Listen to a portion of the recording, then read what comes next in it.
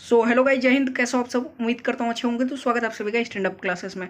तो दोस्तों फाइनली सबसे पहले तो यदि आप इस बार कोस्ट गार्ड के एग्जाम में बैठने वाले हो तो कुछ भी कहने से पहले आप ये पिछले एग्जाम का एक बार आप कट ऑफ देख लो, ठीक है। उसके बाद जो इंपॉर्टेंट चीज़ें हैं उसके बारे में हम लोग डिस्कशन करेंगे, लेकिन रिक्वेस्ट है आपसे कि प्लीज़ वीडियो का एक सेकंड भी स्किप मत करिएगा, क्योंकि आज का वीडियो आपके एग्जाम के लिए बहुत ही हेल्पफुल होने वाला है, ठीक है। तो चलिए सबसे पहले तो हम बात कर लेते हैं कोस्ट गार्ड नाविक डीबी का जो पिछला एग्जाम हुआ था, ये इनिशियल कट ऑफ है उसका। आउट ऑफ 60 जो जनरल का कट ऑफ गया था वो 42 मार्क्स गया था। ओबीसी का 39 मार्क्स, ईडब्ल्यूएस का 35 मार्क्स गया था, एससी का आपका 35 मार्क्स गया था और एसटी का वहीं जो है 33 मार्क्स गया था। और यहीं फिर से जो है दोबारा हम बात कर लेते हैं जीडी वालों को लेकर के। तो आउट ऑफ 110 यानी 110 नंबर में से कितना गया था? जनरल वालों का 67 गया था, ओबीसी का 62, ईडब्ल्यूएस का 55 और एससी का 60 और आपका वहीं जो है एसटी का 55 है, एससी का 60 है, ठीक है। तो ये सारी चीज़ें देखने के बाद आपके दिमाग में क्या आता है? ठीक है, आपके दिमाग में सिर्फ एक चीज़ ये चीज़ आ रहा होगा कि हमें जो है ये क्वालिफाई करना है कट ऑफ। लेकिन ज़रा सावधान रहिएगा, एक चीज़ मैं आपको बता दूं, ये इनिशियल कट ऑफ मतलब जो फाइनल कट ऑफ है उसके बारे में तो हम लोग बाद में बात करेंगे, लेकिन सबसे पहले हम बात करने वाले हैं इनिशियल कट ऑफ को लेकर के, ठीक है। देखिए ध्यान से देखिएगा, ये आपका जो है इनिशियल कट ऑफ है, मतलब ये एग्ज़ाम का फर्स्ट कट ऑफ है। आपका जो एग्ज़ाम जो है देने के बाद जो कट ऑफ लगता है वो आपका फर्स्ट कट ऑफ है। तो यहाँ पर ये मत सोचिएगा कि इस बार भी यही आपका कट ऑफ रहने वाला है, क्योंकि पिछली बार जो है नंबर ऑफ जो फॉर्म्स आए थे एप्लीकेशन फॉर्म 3 लाख के लगभग थे, 3,20,000 समथिंग में ऐसे कुछ थे। और इस बार जो नंबर ऑफ एप्लीकेशंस आए हुए हैं वो समथिंग जो है 4.5 लाख के बराबर है, ठीक है, लगभग 4.5 लाख हैं। तो अब आप खुद सोचिए कि कंपटीशन जो है वो कहीं ना कहीं जो है इस बार और भी अधिक हुआ है, ठीक है। और फिर जो पिछली बार के जो कैंडिडेट हैं जो पास आउट हुए थे और फाइनल कट ऑफ में जाकर के छट गए, तो वो कैंडिडेट भी जो है आपके साथ में कम्पीट करेंगे। और साथ में जो कैंडिडेट जो है फर्स्ट कट ऑफ में 1-2 नंबर से रह गए थे उनकी भी तैयारी इस बार बेहतर है, ठीक है। तो कहीं ना कहीं यदि पेपर जरा सा भी यदि हल्का बनता है, ठीक है, मतलब पेपर का लेवल अगर जरा सा भी जो है सिंपल रहा तो ये समझ लीजिए कि ये कट ऑफ आपका और ऊपर उठेगा। क्योंकि जाहिर सी बात है, क्योंकि देखो आपके एग्जाम में निगेटिव मार्किंग नहीं है। यदि निगेटिव मार्किंग रहता तो हम लोग समझ सकते थे कि हाँ कट ऑफ थोड़ा नीचे आ जाएगा, ठीक है। लेकिन आपके एग्जाम में निगेटिव मार्किंग नहीं है, तो जाहिर सी बात है यदि पेपर का लेवल थोड़ा सा भी सही हुआ, ठीक है, तो 100% कन्फर्म है कि ये आपका जनरल का कट ऑफ हो सकता है 42 की जगह 45 भी लग सकता है, 43 भी लग सकता है, 44 भी लग सकता है, ठीक है। तो अब जो आपकी तैयारी है, ठीक है, ध्यान से सुनिएगा, ये तो आपका जो है इनिशियल कट ऑफ है, ठीक है। अब आपको करना क्या है, अपनी जो तैयारी करनी है इस बेसिस पे करनी है कि आप सिर्फ इनिशियल कट ऑफ नहीं बल्कि फाइनल कट ऑफ में आने का प्रयास करें। और फाइनल कट ऑफ यदि मैं ओबीसी और वहीं जनरल वालों की बात कर लें, ठीक है, ओबीसी और जनरल वालों की यदि मैं बात कर लूँ तो समथिंग 9 नंबर अधिक जो है ओबीसी में लगा था, ठीक है। 48 मार्क्स के नियर अबाउट जो है फाइनल कट ऑफ ओबीसी का लगा था। और वहीं बात कर लें जो है जनरल का, तो 51 मार्क्स के नियर अबाउट जो है आपका फाइनल कट ऑफ लगा था, जो कि 9 मार्क्स एक्स्ट्रा लगा था। तो अब जो आपका ये एक रणनीति होनी चाहिए एग्जाम के लिए, ठीक है, कि एग्जाम में किस तरह करना है कि मैक्सिमम स्कोर करें। उसके लिए ऑलरेडी मैंने आपको वीडियो भी जो है वो किया था कि किस तरह एग्जाम में जो है आपको कौन से टिप्स एंड ट्रिक्स यूज करने हैं, वो चीज़ दूसरी है। और वहीं बात कर लेंगे ईडब्ल्यूएस वालों को लेकर के, तो ईडब्ल्यूएस वालों की फाइनल कट ऑफ 39 लगी थी, मतलब 4 नंबर ज़्यादा लगा था। लेकिन फिर भी इस बार ईडब्ल्यूएस वाले इस बार ज़्यादा हैं, ठीक है।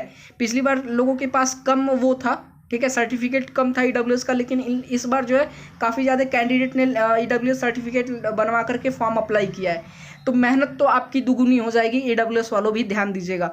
और एसटी एससी वालों आपका खुद में कंपटीशन है, जितने भी आप में से बहुत सारे कैंडिडेट हैं एसटी एससी के जिन्होंने इस बार और अधिक फॉर्म आया हुआ है, तो आपका कंपटीशन आपके खुद में है, ठीक है। तो अपनी तैयारी उस लेवल की करो कि आप अपने में कंपीट कर सको। और वही बात कर लें, ध्यान से सुनिएगा, अब यदि आप टारगेट रखते हो कि मुझे फाइनल कट ऑफ में आना है, इनिशियल कट ऑफ का टारगेट तो छोड़ दो यार, कि मतलब ये देख के तैयारी नहीं करनी है कि हमें 42 नंबर लाना है या फिर 39 नंबर लाना है, ठीक है। क्योंकि कल से एग्जाम है और उम्मीद करता हूँ तैयारी भी उस लेवल की हो चुकी होगी। और पूरा जो ये गेम है ना, ये आपका टाइम मैनेजमेंट का, ये पूरा एग्जाम ही टाइम मैनेजमेंट का है। और जो टाइम मैनेज करना सीख गया है तो डेफिनेटली वो स्कोर करके आएगा, बेहतर स्कोर करके आएगा। तो अब देखो, अब यदि आप ये लेके चलते हो कि मुझे जनरल में 42 मार्क्स लेके आने हैं, ओबीसी में 39 मार्क्स लेकर के आने हैं, या फिर ईडब्ल्यूएस में 35 लेके आने हैं, वहीं जीडी वालों की यदि बात कर लें, ठीक है, तो जनरल में 67 लेके आना है तो मैं इनिशियल कट ऑफ क्वालिफाई कर लूँगा, कोई दिक्कत नहीं है। तो ये सोच छोड़ दो क्योंकि ये इससे आप सिर्फ जो है फर्स्ट कट ऑफ क्वालिफाई कर पाओगे, मतलब इनिशियल कट ऑफ क्वालिफाई करोगे, फिजिकल में जाओगे, डॉक्यूमेंट वेरिफिकेशन कराओगे, दुनिया भर की मेहनत होगी और फिर पता चले कि तीसरे स्टेज में शॉर्टलिस्ट ही नहीं हुए। ठीक है, तो इससे बेहतर है एक अपनी खुद की स्ट्रैटेजी रखिए कि आपको ये कट ऑफ मार्क्स देख करके क्वालिफाई नहीं करने, क्योंकि देखो ये आपके मांग पे मैं ये वीडियो लेकर के आया हूँ। आप लोग जो है कई दिन से कमेंट कर रहे थे सर प्लीज़ कट ऑफ पे वीडियो बना दीजिए, कट ऑफ क्या रहेगी, पिछली कट ऑफ क्या थी। ठीक है, अब देखो जनरल वालों का जो फाइनल कट ऑफ लगा था, यदि बात कर लें 67 मार्क्स है ना, तो नियर अबाउट 78 या 79 मार्क्स लगा था। 10 नंबर के लगभग जो है एक्स्ट्रा कट ऑफ गया था आपका, जो है फाइनल कट ऑफ जो लगा था 10 नंबर ज़्यादा लगा था।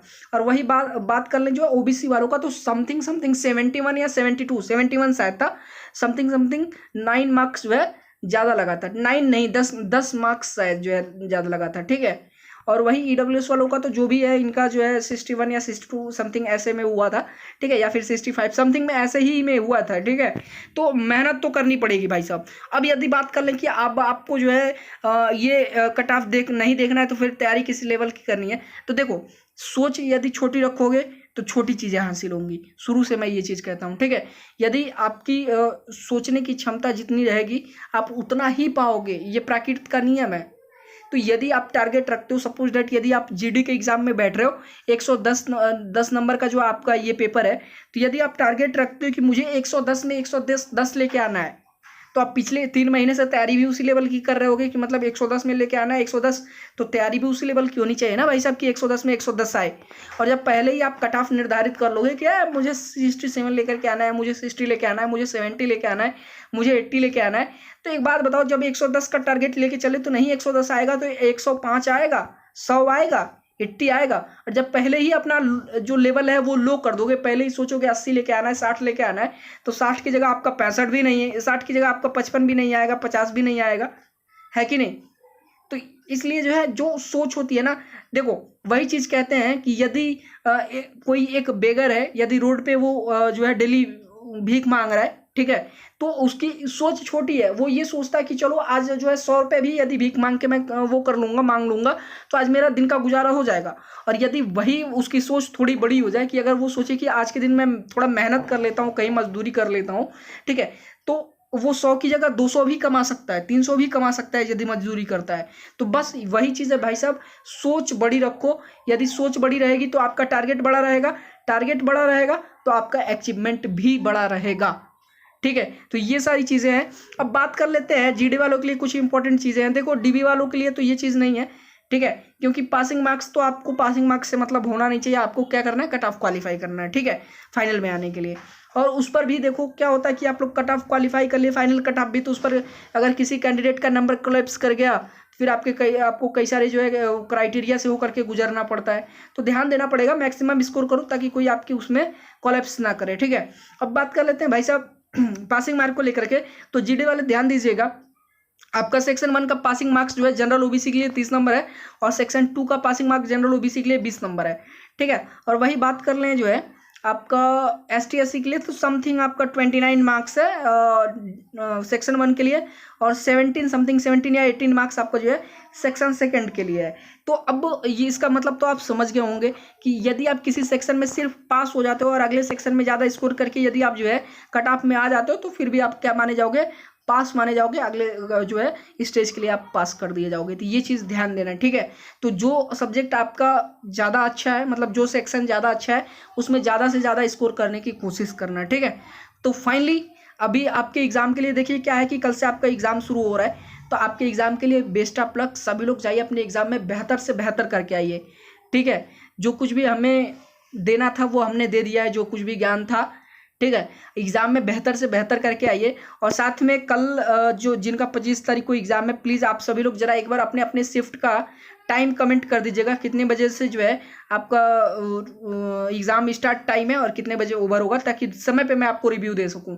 और चैनल के अंदर कल आपको पोस्ट मिल जाएगा, तो प्लीज़ आप समय पे जैसे ही आप एग्ज़ाम दे के बाहर आते हो, अपने क्वेश्चंस जो है चैनल के पोस्ट पे जो है कम्युनिटी पोस्ट में ज़रूर कमेंट कर दीजिएगा, ताकि आपको समय पे जो है लाइव आकर के रिव्यू दूंगा, आपको जो है रिव्यू मिल सके। तो फाइनली वीडियो पसंद आई तो वीडियो को लाइक कर दीजिए, चैनल पर नए तो चैनल को सब्सक्राइब कर लीजिए, और आपके एग्जाम के लिए बेस्ट ऑफ लक, बेहतर से बेहतर करके आइए, अपने माता पिता का और हमारा नाम रोशन करिए। चलिए धन्यवाद, और देश का नाम रोशन करिए। धन्यवाद।